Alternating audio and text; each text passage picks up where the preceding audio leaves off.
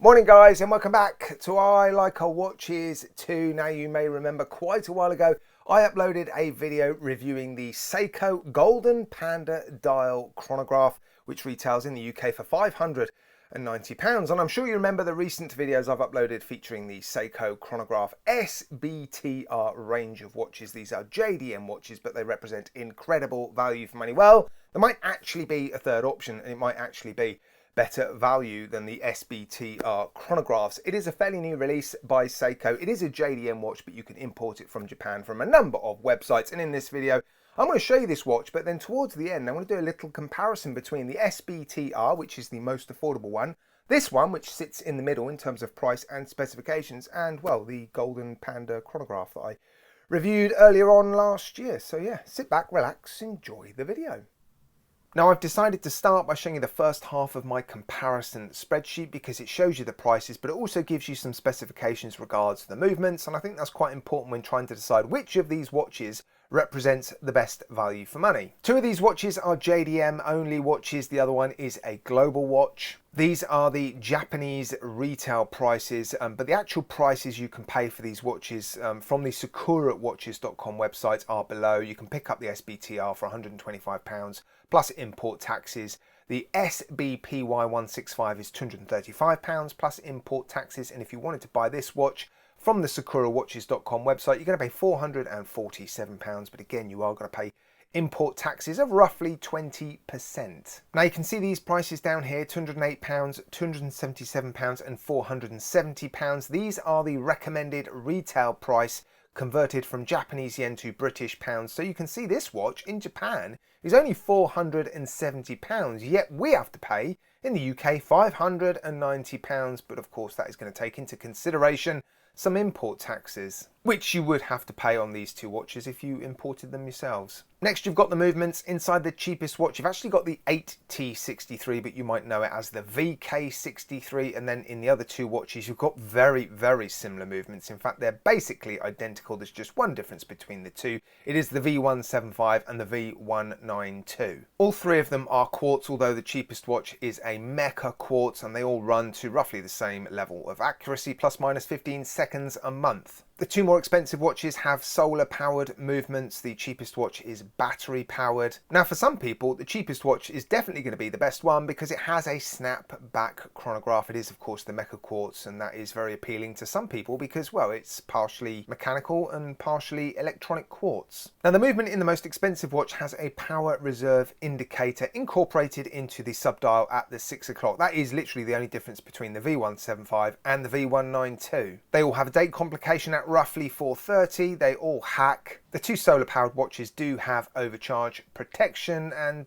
yeah, the V175 and I suspect the V192 are fairly expensive movements. So I guess what I've taken from that is the cheapest watch actually represents really, really good value for money if you like your snap-back chronographs, but then the other two watches, the movements are actually very, very similar, yet there is a pretty significant price difference. So maybe it's all in the specifications. Anyway, let's head over to the light box and take a look at the SBPY165. Right, and here it is, a fairly new release by Seiko. It is a JDM model, so traditionally made for the Japanese domestic market, the SBPY165. I think it's a good looking chronograph. It's a little bit bigger than the other two.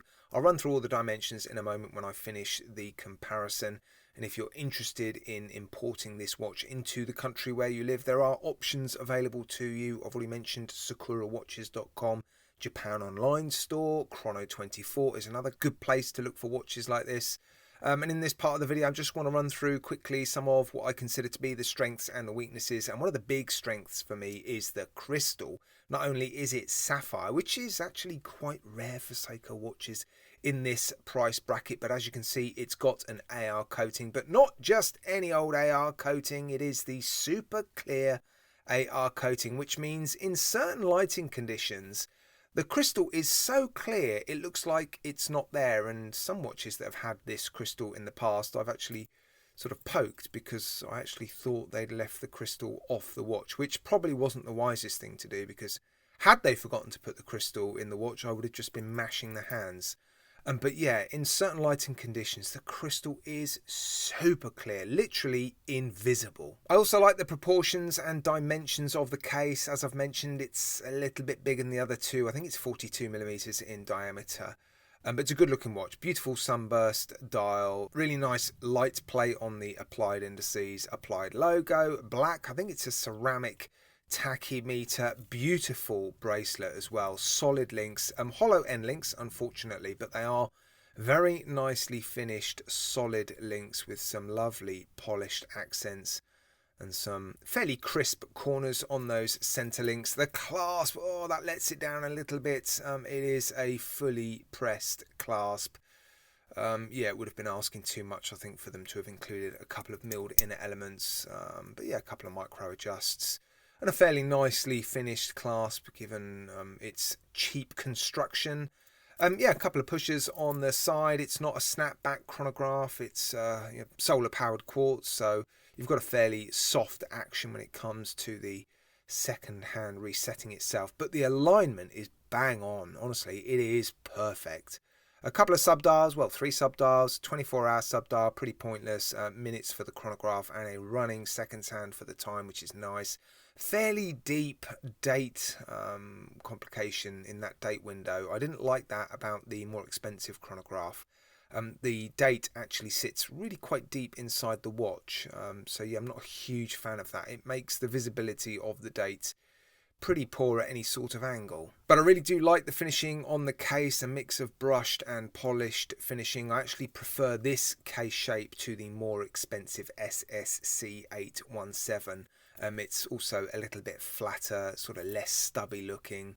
I think the subdials sit a little bit too close to the center of the dial, but overall I think it's a really, really good looking watch, and I've actually been very, very impressed by it. As I've mentioned, a couple of weaknesses, hollow end links and a pressed clasp, but overall a really, really good offering. Right, here's the rest of the spreadsheet, and this gives us a good opportunity to have a look at the 3 watches side by side, and I've tried to pick the watches that look the most similar, so I haven't included the Golden Panda version, and the SBTR watch on the left doesn't have a black bezel, but it's the watch that I think matches the watch in the middle. Now the watch on the right actually has a sort of flat or a plain matte white dial, and I actually like the sunburst silver dial on the watch in the middle and the watch on the left, but I like it paired with the black ceramic tachymeter. So for me, the middle watch is actually the best looking one,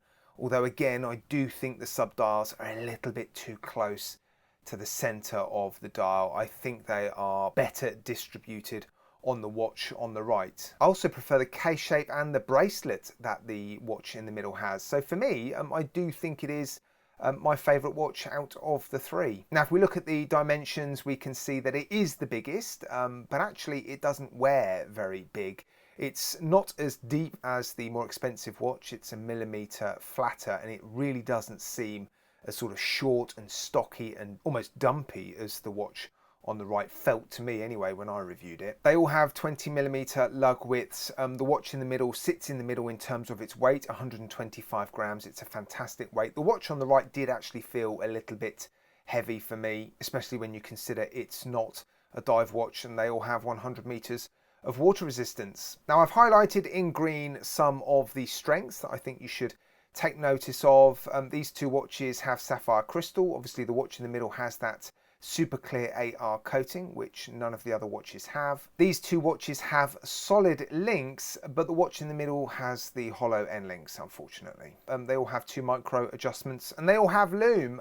So they're all slightly different sizes, slightly different set of specifications. If you're not specifically looking for a snapback chronograph, and if you like the solar powered movements, I think the watch in the middle does represent the best value for money. The cheapest watch is incredible value for money, and there are a lot of people out there that do prefer the snapback mecha quartz movements. So yeah, that watch still represents insane value for money. But for me, the movement and the overall specifications of the watch in the middle makes it another contender. I think the two cheaper watches are far better value for money than the more expensive watch, and the two cheaper watches are also much closer in terms of price.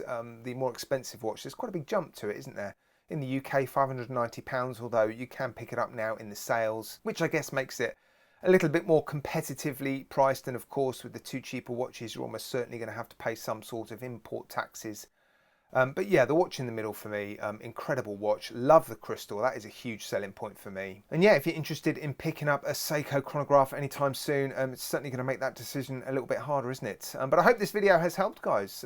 Helped you identify which of these three Seiko chronographs is best suited to you. Let me know in the comments section what you think of the video and which one of these three watches is your favourite. Right, guys, as always, massive thank you from me to you for tuning in. I appreciate it. Take care, guys.